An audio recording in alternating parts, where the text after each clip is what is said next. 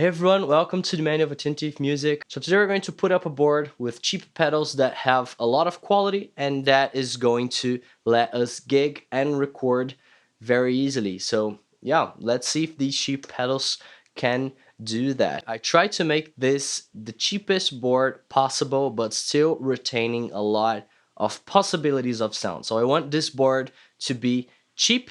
I want it to be very versatile, okay? So it has to accomplish shoegaze sounds, alternative rock sounds, indie, pop, or whatever kind of stuff that you want to play with it regarding those genres. So we need very high quality reverbs and delays. We need modulation sounds, tons of them, as much as possible, probably. And we need lots of drive sounds, so fuzzes, distortions, and overdrive sounds. And something that I wanted, okay, I chose to include in this board is the ability to record and to gig without an amplifier. So I chose pedals to simulate an amp and yeah, enable us to play live without having to take our amp with us. So the first pedal that I picked for our board is the MS50G. And yes, I know what you guys are thinking. This is not exactly cheap. Gear prices have gone up a lot in the last 2 to 3 years. I know that. This is not a cheap option as it was in the past, but it's still a very good option because it's very versatile. This bad boy here is going to be not just our tuner, but it's also going to be our modulation and reverb and delay. So this is going to be quite the workhorse for this board. And yeah, it's probably the brain of the board because here are all the reverbs and modulated sounds that we're going to use. So yeah, this is going to have to prove itself quite useful. I know it's a little bit expensive, but it's what I have around here and it's what I use for live gigs with my band and to rehearse because it's quite versatile and it only takes one pedal space at the board. So yeah, today we're going to use it. Maybe someday I can put up a board with AliExpress and Shopee pedals only, okay? If you want that, comment below, I guess. Alright, the next pedal is going to be the Behringer Super Fuzz. I chose this because this is going to allow us to get to some crazy octave fuzz and very noisy territories. I think this is going to be useful to record and mostly for live situations if you want to perform like an octave up solo or something very noise that's going to let you cut through the mix of your band. This is quite the tool for that, and it's packed with a very handy boost function, which is going to be very useful to push our next pedal. And it is the Twinote Pi Fuzz. This is a new X pedal clone or the same circuit or whatever, I don't know. And this is going to do like our muffy type of distortions. And you can use the MS50G for that, of course, but I wanted more pedals because I wanted to be versatile to play it live. And the MS50G has only one knob. You would need a MIDI controller if you wanted it to perform these big muff sounds, which is a possibility, but again, it's not what we're doing today. And this is going to take care of our muff sounds. It sounds alright, it's a nice pedal, and yeah, the mid control on this thing is really useful. It's proved useful to me many times. I've used this bad boy with my band. Here's a video in which I use this and it cuts through the mix really well. And it has a very mushy, distorted sound that I think is very useful for this type of thing that we're going to play today.